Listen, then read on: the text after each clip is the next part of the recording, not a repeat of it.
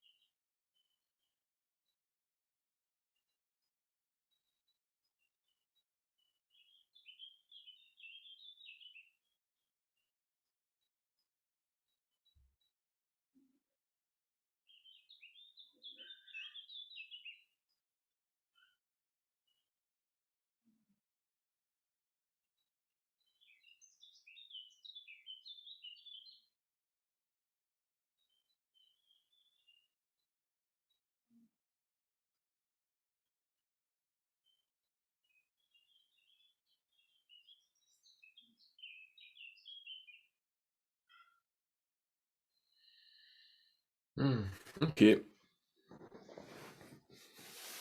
On a un peu de boulot.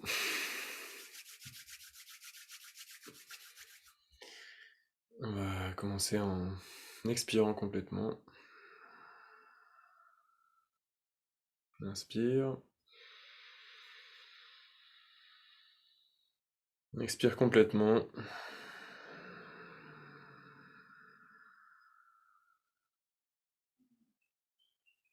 Inspire.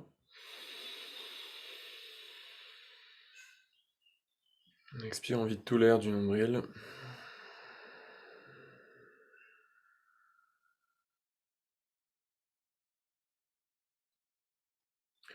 Inspire pour chanter. On va essayer de faire vibrer l'air tout autour de nous.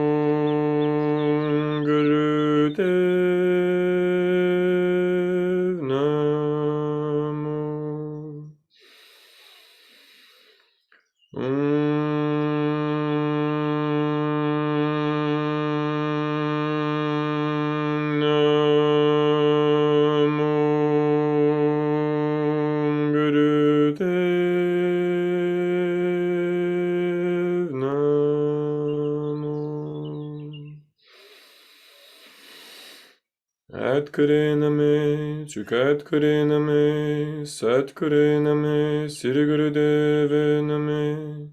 Atkurename, Chukatkurename, Satkurename, Sirigurudevaname. Atkurename, Chukatkurename, Satkurename, Sirigurudevaname. Inspire. Presse les mains. Contracte moule bande. Étire la colonne, on rentre là. Le menton vers la poitrine. Presse encore un peu plus.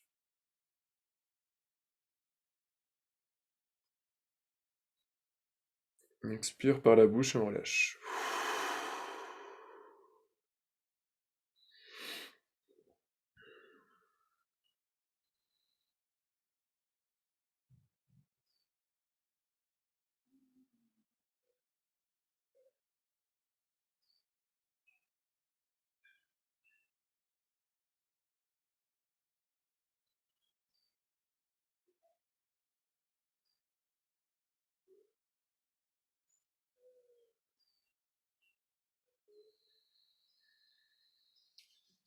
Vous avez peut-être remarqué, on a traversé une période assez chargée. Il y a eu la pleine lune, la dernière pleine lune qui était en Sagittaire, qui était bien costaud, avec plein d'opportunités de voir des choses, d'explorer des nouvelles pistes, mais avec ce que ça comporte de risques et de dangers. Et il y a aussi le solstice la semaine dernière qui était, ou non, pardon, il y a 2 jours. J'ai l'impression que c'était déjà il y a longtemps, qui était vraiment le point de l'année où l'élément feu est le plus important en fait dans notre système. Ça se manifeste de plein de façons différentes. Vous avez peut-être vécu ça à votre façon. Ça peut générer beaucoup de chaleur, notamment dans la tête, beaucoup d'activités extérieures, beaucoup de mouvements, peut-être de la confrontation aussi, des conversations un peu chaudes, on va dire, des situations un peu chaudes. Et donc d'en avoir conscience et d'avoir la sensation de l'impact de ces événements-là qui sont astrologiques, hein, mais qui ont vraiment une place très importante dans la pratique yogique. Ça permet vraiment de surfer sur les vagues plutôt que de se faire submerger par ces choses-là. Donc on a vraiment besoin d'être au contact de ces événements-là, astrologiques. Et donc il y a toute une branche en fait du yoga qui concerne l'étude des planètes et de leur impact sur la psyché notamment, et sur le système des 5 éléments dans le corps. Et c'est vraiment une voie d'étude à part entière, qui est celle de l'astrologie. Et dans le yoga, donc il y a plusieurs branches du yoga, dans les traités de yoga, il y a plusieurs membres, on appelle ça. Et il y en a un qui est l'étude, qu'on appelle Jnana Yoga, ou Jnana Yoga. Et là, c'est un peu ce qu'on va pratiquer ce soir. Et on va pas étudier les planètes, on va pas étudier la numérologie, on va pas étudier l'Ayurveda, qui sont des choses absolument fascinantes et nécessaires même à un certain niveau de pratique à étudier. Mais on va étudier vraiment la constitution de notre personne, à un niveau vraiment cellulaire. Donc c'est le Gyan Yoga, donc l'art de l'étude, le yoga de l'étude, mais vraiment appliqué à nous-mêmes. Parce qu'à la fin, toutes ces pratiques-là, tous ces temps, toutes ces minutes, toutes ces heures passées en méditation, ça sert uniquement à ça en fait. À pouvoir être capable d'avoir une conscience de son impact, une conscience de l'impact de tout ce qui nous arrive au niveau vraiment vibratoire et du ressenti, et du coup d'avoir une vie qui est profondément riche de toutes les expériences qui nous arrivent, et de pas passer à côté de la moitié parce qu'on est distrait par autre chose, en gros.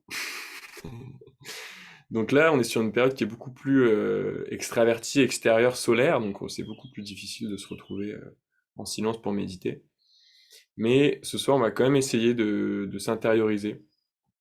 On va quand même essayer de rentrer à l'intérieur pour voir ce qui s'y passe. Et c'est aussi notre dernière séance de ce cycle, en tout cas de l'année scolaire. On verra si on reprend en septembre, mais en tout cas, il y a une pause de 2 mois pour les 2 mois d'été. Et l'idée, c'est de rentrer vraiment dans cette étude de soi, donc cette auto-évaluation, avec le kriya qu'on va pratiquer ce soir. Et idéalement, moi, ce que j'aimerais, c'est que vous ressortiez de la séance avec un axe de pratique. Donc un thème, en fait, de pratique qui vous accompagne au moins pendant les 2 mois d'été, voire plus longtemps, peut-être plusieurs années si ça vous parle vraiment, mais de pas juste méditer pour méditer ou de pas lâcher la pratique par surcharge d'activité ou de mouvement, mais de vraiment trouver le pourquoi je pratique en fait. La ligne que je vais suivre pendant les prochaines semaines, prochains mois, prochains jours, et quel est l'angle en fait que je vais adopter dans ma pratique. Parce que dans cette constitution-là du mandala en fait de notre conscience, il y a des millions d'angles et des millions de façons d'aborder la pratique, et on a besoin parfois d'en choisir un pour aller vraiment en profondeur. Parce que si on médite une semaine sur le deuxième chakra, une semaine sur l'élément feu, une semaine sur le mental neutre, une semaine sur le lien à maman, une semaine sur les ancêtres, etc. On aborde plein de choses et c'est hyper intéressant, c'est hyper varié, c'est hyper riche. Mais parfois, si on veut vraiment aller en profondeur, c'est toujours l'histoire de est-ce qu'on creuse à plusieurs endroits ou alors est-ce qu'on creuse à un seul endroit et on finit par trouver de l'eau. C'est une image qui est hyper parlante quand on parle de pratique spirituelle. C'est à un moment donné, on a besoin de rentrer quelque part et d'y rester assez longtemps par la puissance de notre discipline, en fait, de notre engagement, pour aller plus loin que la surface. Donc l'idée, si vous le voulez bien, c'est de faire cette séance dans cette intention-là, et de voir s'il y a quelque chose qui vient, qu'est-ce que j'ai besoin de travailler, qu'est-ce que j'ai besoin d'apprendre, qu'est-ce qui serait utile pour moi à ce stade de mon chemin, à ce stade de ma vie, à ce cycle de vie. Euh, donc c'est pas pour dire on cherche absolument une réponse à la vérité de l'univers, etc., mais au moins pour les prochains temps, quel va être mon angle? Par quel prisme je vais aborder ma conscience? La conscience étant par nature infinie et illimitée, on peut aussi se perdre dans la pratique et on peut se perdre dans l'infini des possibles. Donc là, ce qu'on va faire, c'est... On est au plein milieu du solstice et tout pousse à explorer au maximum et on va recentrer. Donc si vous avez, voilà, si vous avez une piste à la fin de cette séance que vous pouvez garder pour la suite comme un fil rouge, ça serait vraiment quelque chose d'intéressant à travailler. Ça vous paraît ok? Ouais. Vous n'êtes même pas obligé de dire ce que c'est à la fin, hein, vous pouvez le garder pour vous, mais c'est pour pas juste dire allez on arrête et puis c'est fini, c'est vraiment à côté. Maintenant c'est moi qui prends la responsabilité de ma pratique en fait. Et on va commencer par ouvrir la capacité d'évaluation, donc la capacité en fait de s'observer, de se ressentir. Donc on a besoin pour ça de clarifier ce qu'on appelle les corps subtils. Donc dans cette tradition, il y a 10 corps yogiques, et les 5 premiers sont plutôt euh, les corps qui sont assez tangibles, et les 5 suivants, donc du 6 au 10, sont les corps plus subtils. Donc par définition, ils sont plus durs à ressentir, mais c'est à partir de ces corps subtils qu'on peut avoir une expérience de nous-mêmes qui est complète et directe. Et si on n'a pas conscience de ces corps subtils, on va juste avoir conscience de notre psyché, notre identité, notre ego, nos pensées, nos croyances, et on n'aura pas accès à cette dimension qui est beaucoup plus vaste de nous-mêmes. Donc le kriya qu'on va faire, il va clarifier ce qu'on appelle le 6e, 7e, 8e et 9e corps, donc qui sont la ligne d'arc.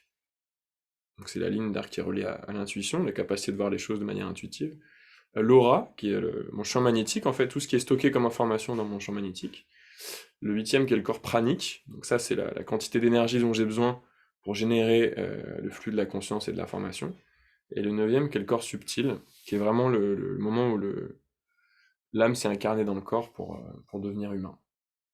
Donc on va travailler sur cette zone en fait qui est autour de nous et qui filtre toutes nos perceptions de notre environnement et nos perceptions de nous-mêmes. Et en dégageant un peu cette zone, on va avoir une plus grande faculté à se voir tel qu'on est, et moins à se voir à travers tous nos filtres, et le filtre de maman, et le filtre de la société, et le filtre de mon prof de 5e, et tout ce qu'on m'a mis comme idée de qui j'étais.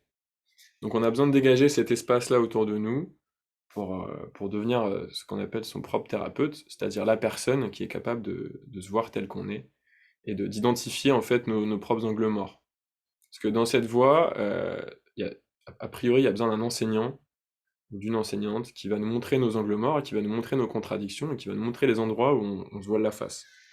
C'est vrai, jusqu'à un certain point, mais il y a aussi une responsabilité à prendre avec nous-mêmes de, ok, je, je me vois tel que je suis et je sais les endroits que j'ai à travailler et je sais les endroits où je suis un peu plutôt enclin à me planquer et à pas vouloir y aller.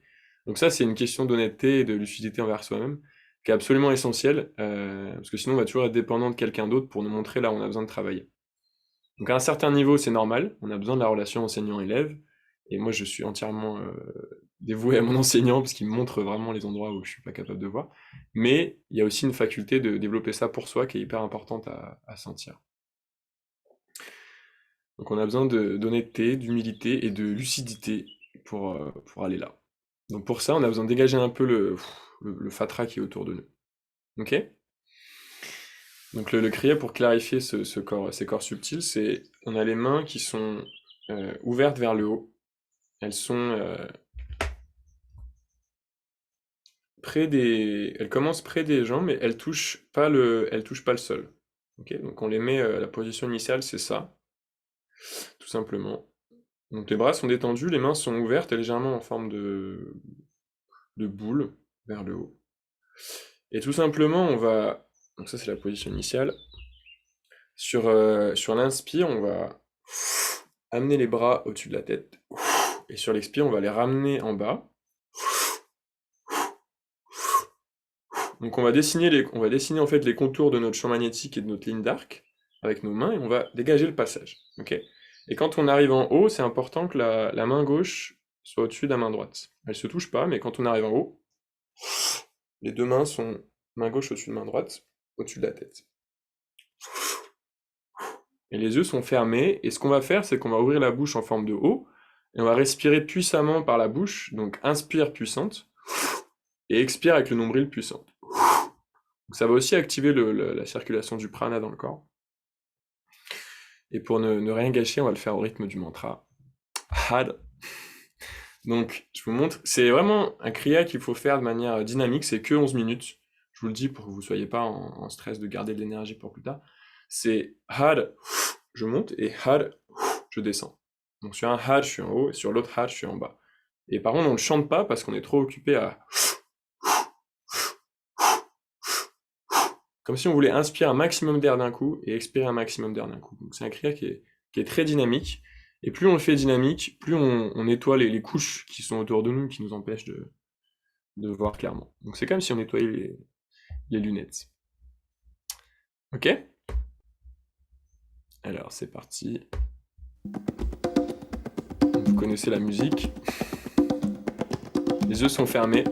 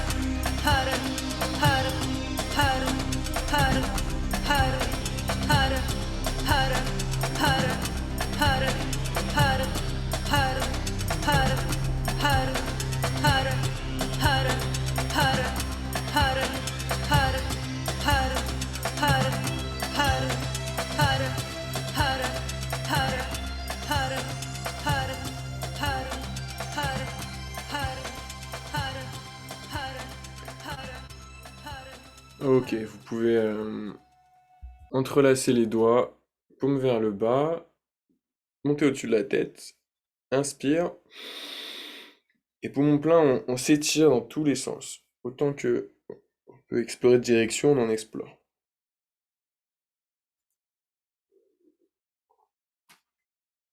On fait circuler toute l'énergie dans le champ magnétique.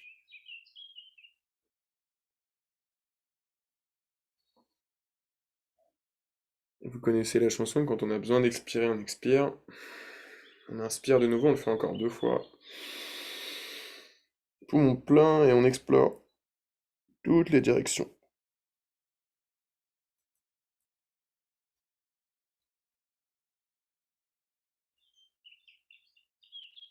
Derrière, devant. Quand on a besoin d'expirer, on expire.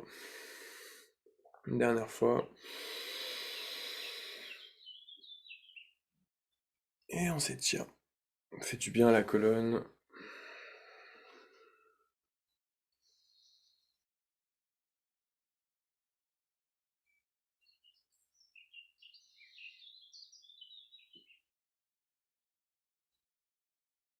Voilà, super. Quand vous avez fini, vous relâchez et vous restez immobile en posture de méditation.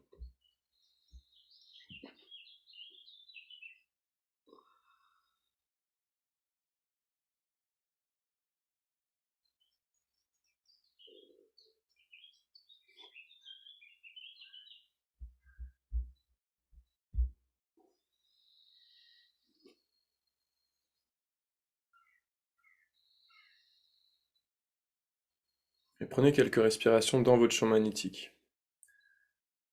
C'est comme si vous inspiriez dans tout votre champ magnétique et vous expirez dans votre champ magnétique. Comme si votre respiration remplissait une bulle qui était tout autour de vous.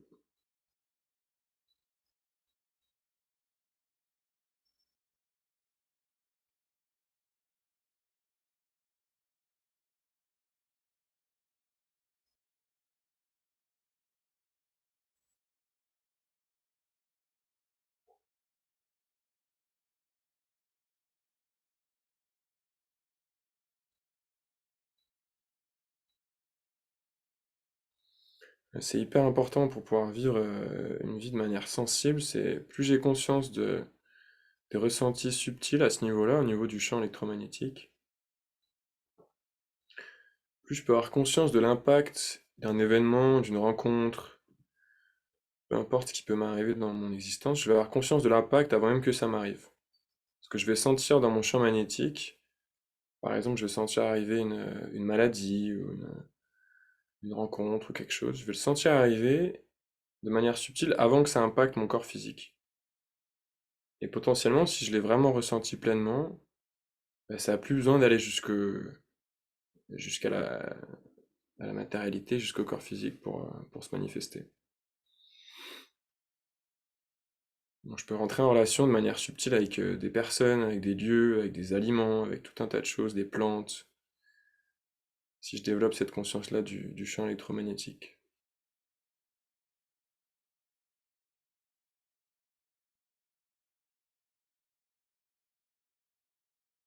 Donc si je veux vraiment savoir qui je suis, ma conscience ne peut pas s'arrêter aux limites de la peau et du corps. C'est nécessaire pendant un temps pour se concentrer, et ensuite j'ai besoin d'aller un peu plus loin.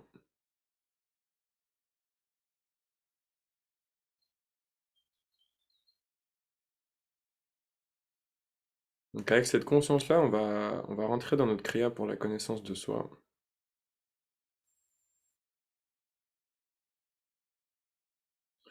On va commencer comme on commence toujours, avec les mains en posture de prière au centre du cœur.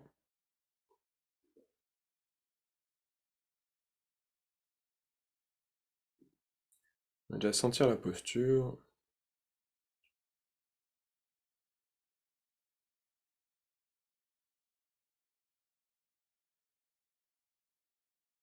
Dans les voies tantriques, il y a ce qu'on appelle la voie de la main gauche et la voie de la main droite. La voie de la main droite, c'est la voie de la connaissance, de la discipline, de la sadhana. Et la voie de la main gauche, c'est la voie directe, c'est la voie de l'expérience. Quand on est dans cette posture, on réunit ces deux voies-là en une seule, la voie du milieu. Et on va jouer un peu avec ces deux polarités pour voir ce que ça nous fait. Donc on va commencer avec la main gauche, on va venir petit à petit la faire glisser vers le haut. Donc on la fait glisser vers le haut le long de la main droite. Et on va arriver de plus en plus haut jusqu'au moment où la main droite est en contact seulement avec la zone qui est en dessous du poignet de la main gauche. Donc ça va créer une asymétrie. Donc normalement, ma main gauche doit être à peu près au milieu de mon visage. Quasiment mon pouce peut toucher mon nez, mais je ne le touche pas. Et on va appliquer une pression égale avec la main droite vers la gauche et l'avant-bras gauche vers la droite. Donc c'est léger, hein, c'est subtil, mais c'est juste pour sentir l'axe central qui est la réunion des deux polarités. Et on va garder cette pression contraire pendant toute la durée de l'exercice. Et on va concentrer le regard au troisième œil, les yeux fermés. Donc les doigts sont bien tendus vers le haut, les épaules sont relâchées. Et dans cette posture, on va devenir des statues. Et on va respirer le plus lentement et profondément qu'on peut respirer.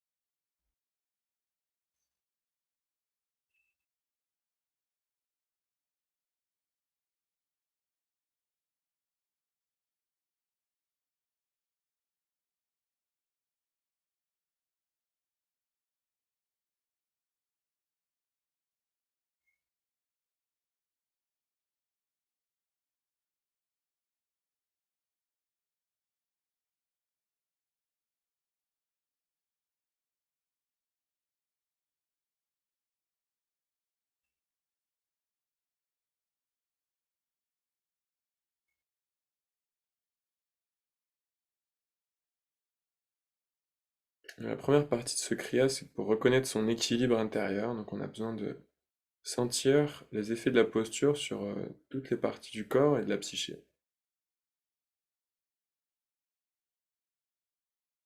Qu'est-ce que cette asymétrie va créer chez moi? Ça va me donner beaucoup d'informations.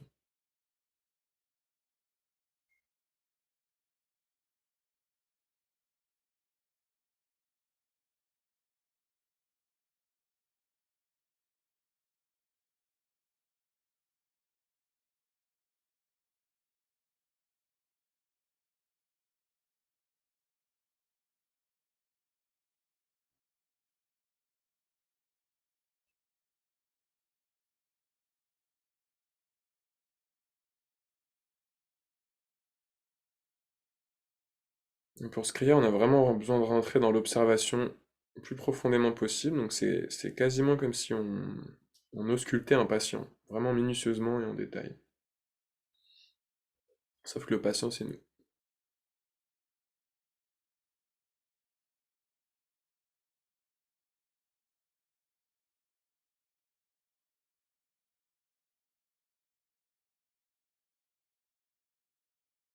Donc on est très curieux, très doux, très bienveillant avec soi et très patient pour le coup.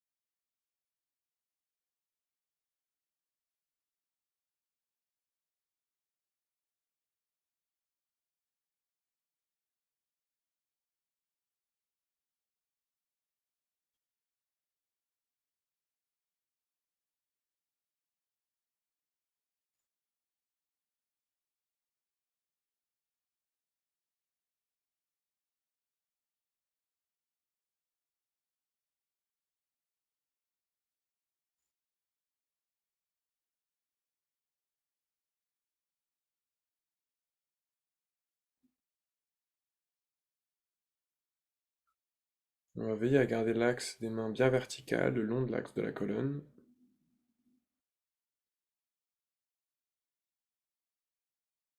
Et comme on a mis la connaissance en dessous de l'expérience, on va vraiment oublier tout ce qu'on savait sur nous, comme si on se rencontrait pour la première fois.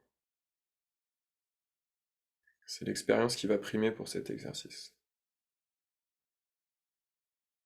Je ne sais rien, mais je suis prêt à apprendre.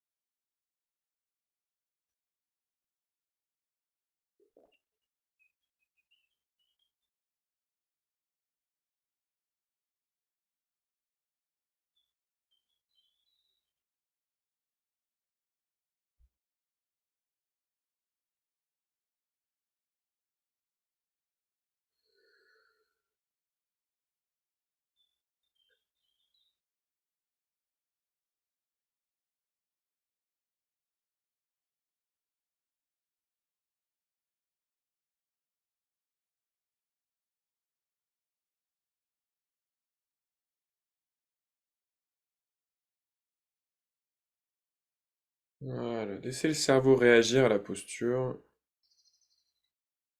Laissez-le s'ajuster. Restez dans cet espace où vous ressentez tout votre corps, tout votre mental, et au-delà du corps. Voilà, comme ça c'est très très bien.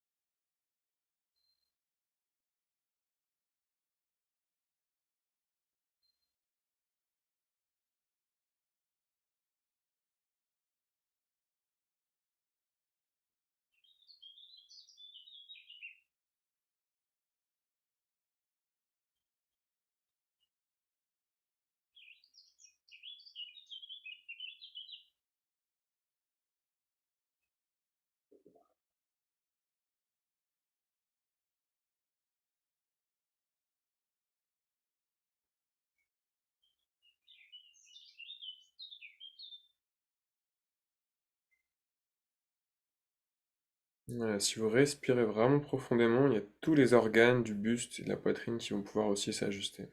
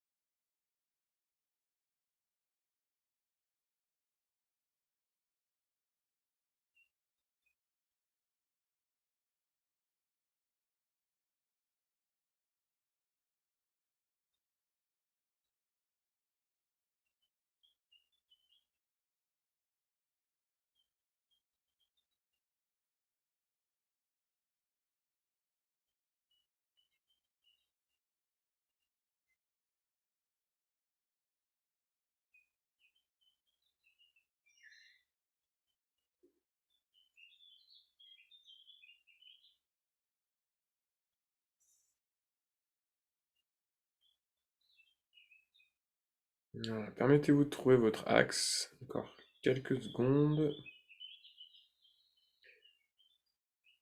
Et voyez les endroits qui résistent à ce rééquilibrage.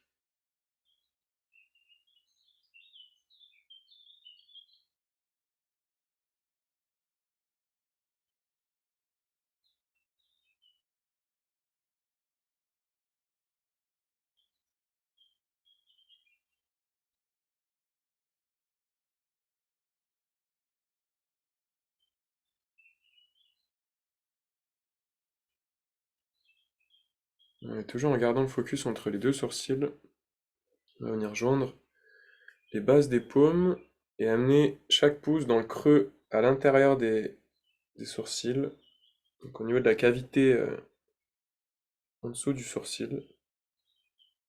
On va commencer en réunissant les bases des paumes et petit à petit on va rapprocher les paumes, on va coller tous les bouts des mains jusqu'à arriver en posture de prière mais avec les pouces bien installés dans les encoches, dans les creux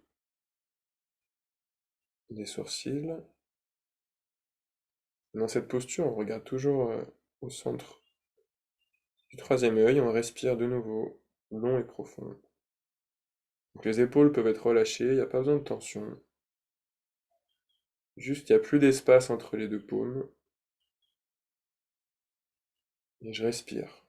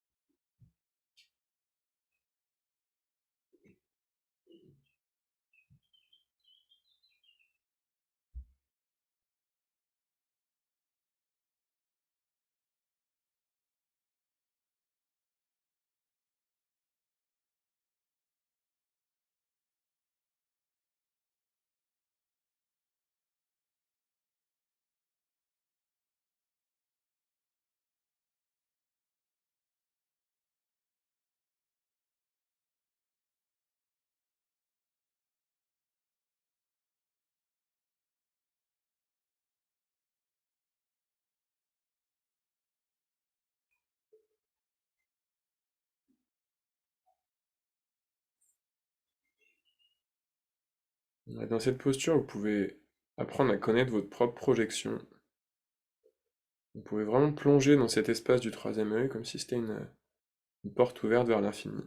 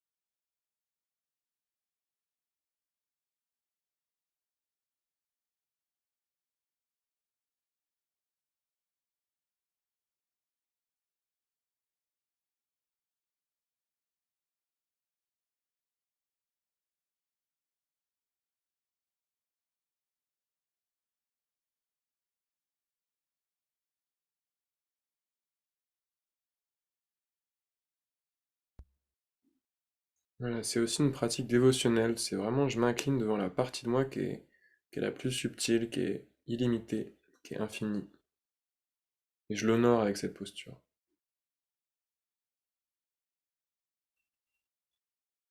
Est-ce que je suis capable de la projeter à l'extérieur et de la manifester dans le monde du quotidien?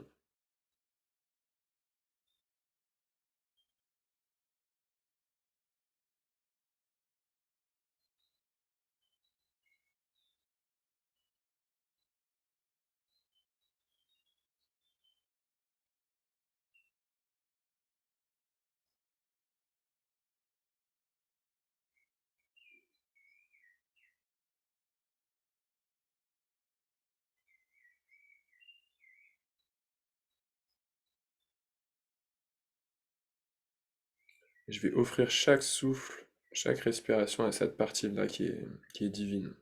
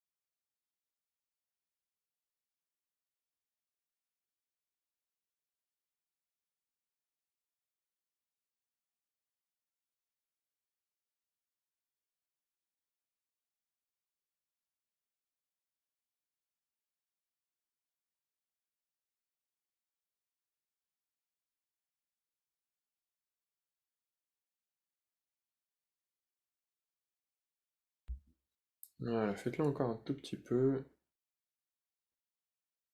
Si vous sentez des tensions qui se créent dans le corps physique, vous pouvez juste respirer dedans. C'est comme si en respirant, toute la structure pouvait se dilater, plus grand que l'enveloppe corporelle. C'est comme si le crâne pouvait s'ouvrir par le haut et laisser rentrer plus de lumière à l'intérieur.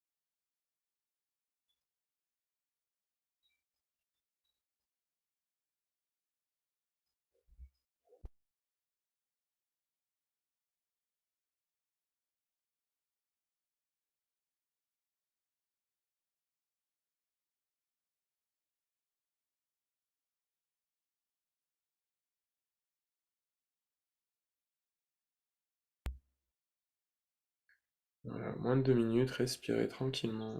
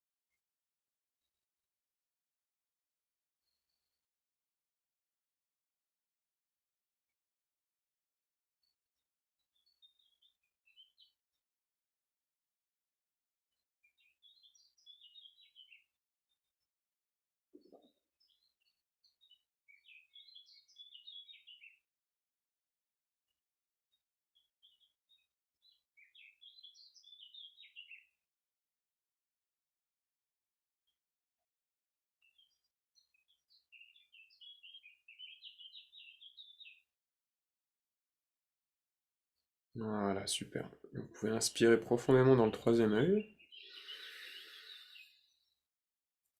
Et tout de suite, venir mettre les main droite sur main gauche sur le centre du cœur. Donc si vous avez besoin de détendre un peu les jambes, faites-le, mais restez très concentré. C'est un kriya qui se fait d'une traite.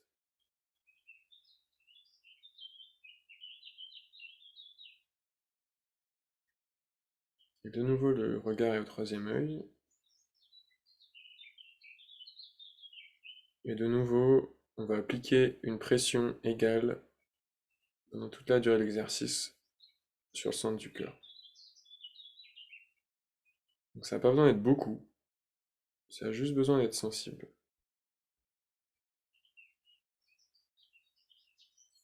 Comme si vous disiez je suis là, comme pour rassurer votre cœur que vous êtes bien là tout le long.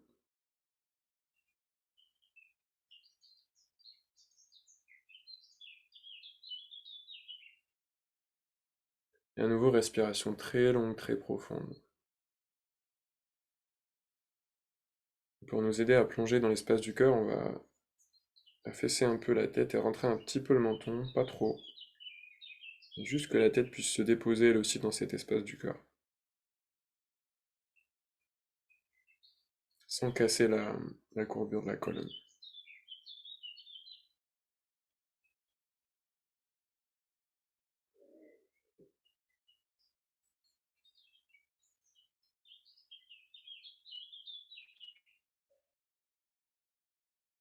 Et cette dernière partie du kriya,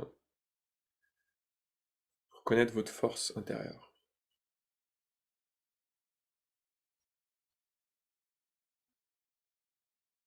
C'est une force qui n'a pas besoin d'être ressentie fortement.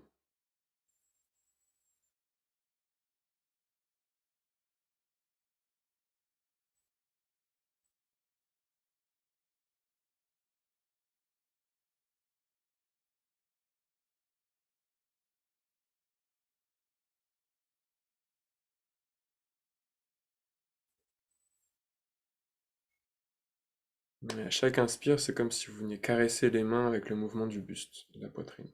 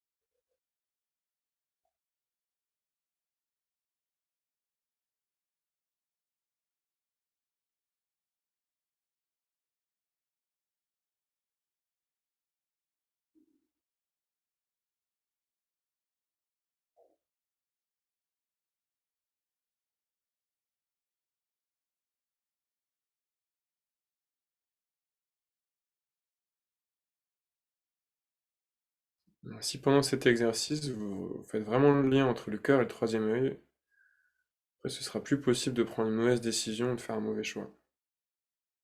Parce que les choix sont toujours informés par l'espace du cœur.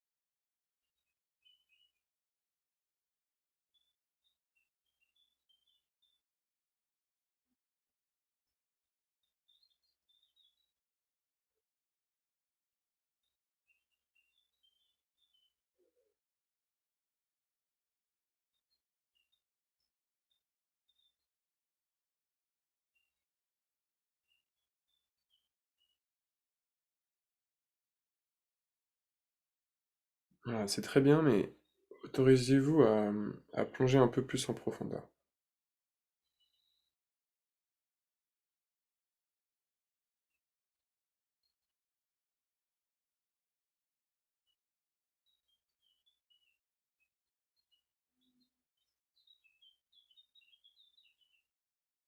C'est pas juste la surface du cœur, c'est vraiment l'accès du cœur et vraiment l'accès au noyau, au centre de notre être.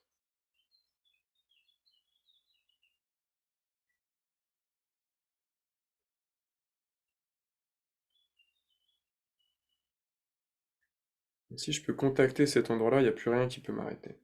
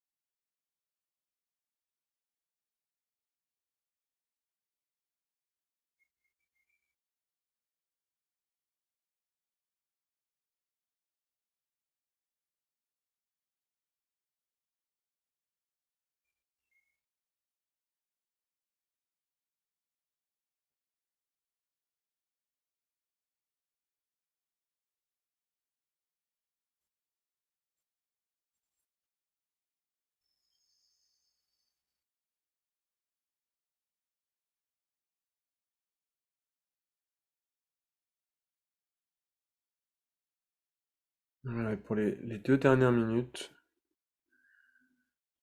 vous pouvez vraiment sceller, imprimer dans votre conscience la puissance et l'intimité de ce lien avec vous-même.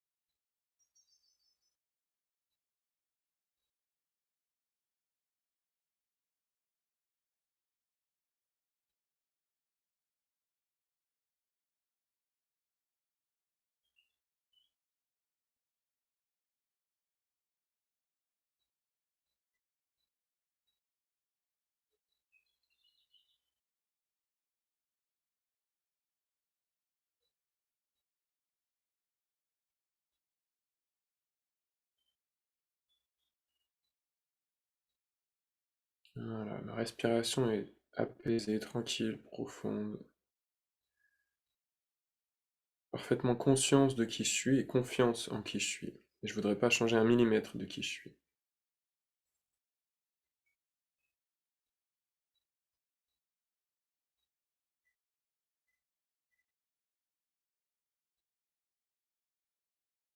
On va pouvoir inspirer profondément, presser une dernière fois, mais plus fort, cette fois, le centre de la poitrine. Serrer moule bande pour sceller la promesse. Rentrer le menton. On va détendre en expirant par la bouche.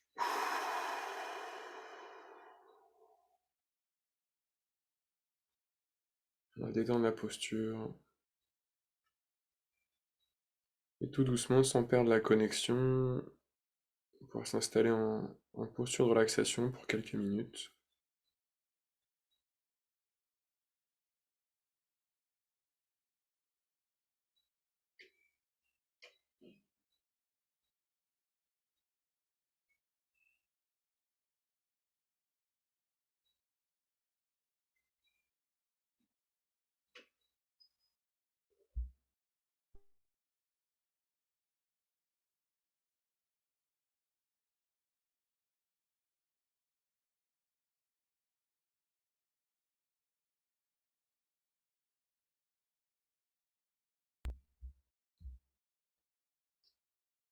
Donc pour la fin du voyage, on va juste écouter le mantra Aung San Waheguru. Ça, c'est quand chaque cellule vibre de l'extase d'être moi.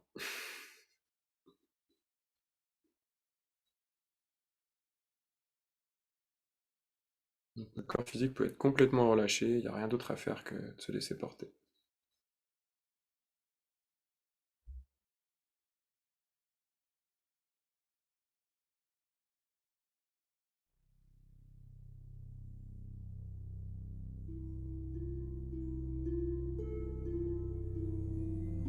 अंग संग अंग संग वाहेगुरु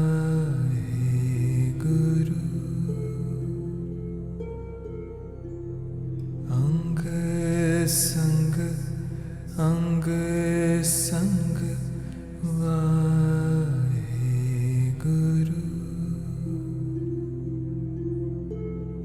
अंग संग अंग संग वाहेगुरु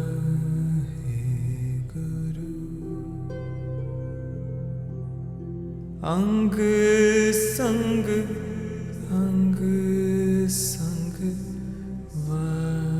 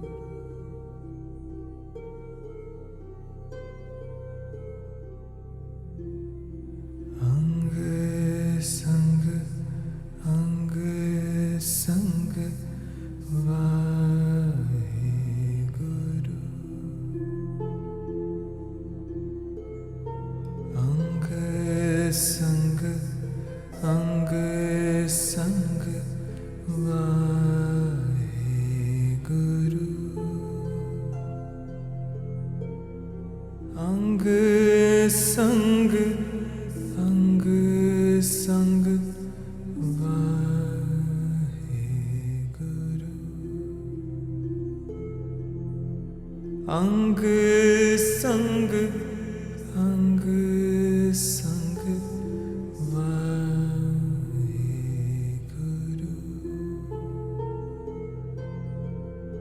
अंग संग अंग संग वाहेगुरु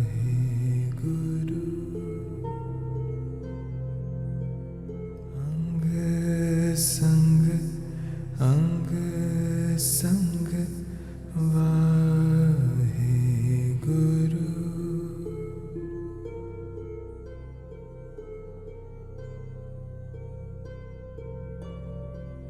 अंग संग अंग संग वाहेगुरु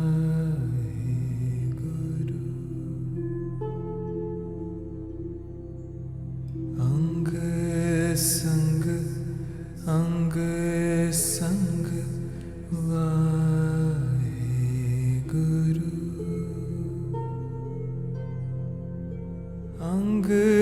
संग अंग संग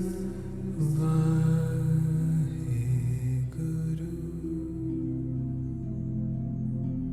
अंग संग अंग संग वाहेगुरु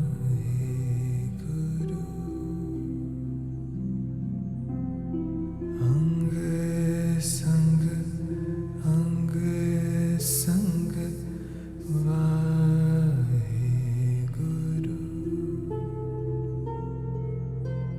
अंग संग अंग संग वाहेगुरु अंग संग अंग संग वाहेगुरु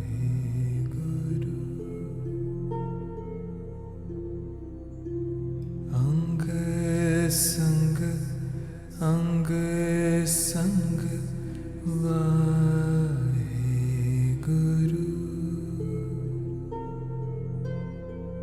अंग संग अंग संग वाहेगुरु अंग संग अंग संग वाहेगुरु अंग संग अंग संग वाहेगुरु अंग संग अंग संग वाहेगुरु अंग संग अंग संग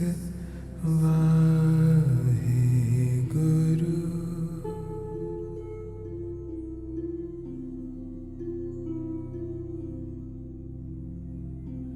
अंग संग अंग संग Waheguru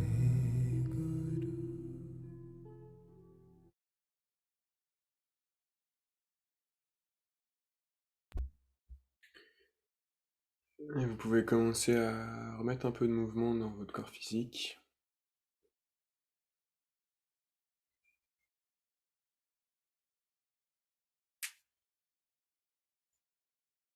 Bougez les extrémités.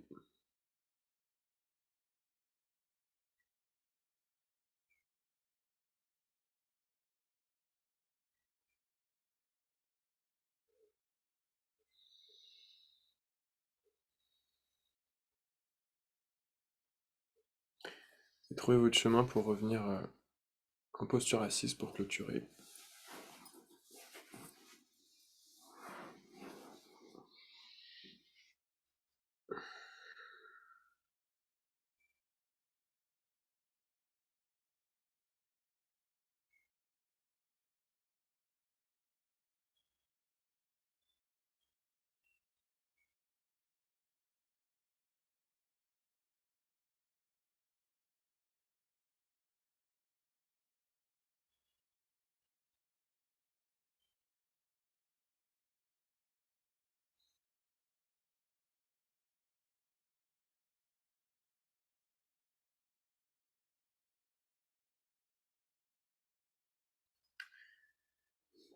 On va joindre les mains.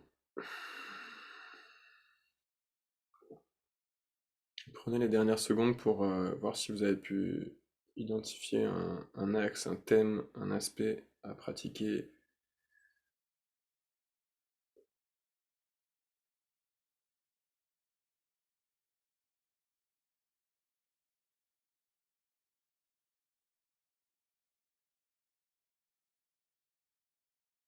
Une partie de moi qui a besoin d'être mise en lumière, considérée.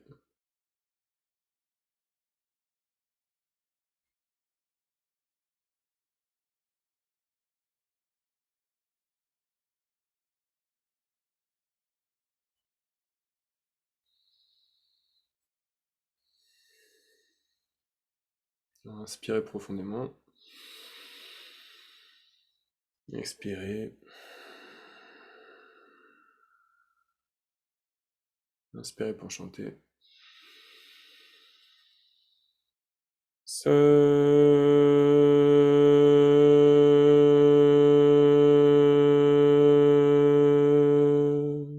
Nam.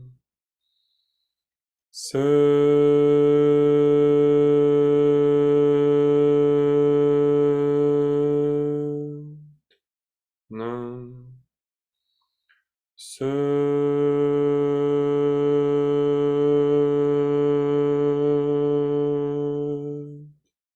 Nam.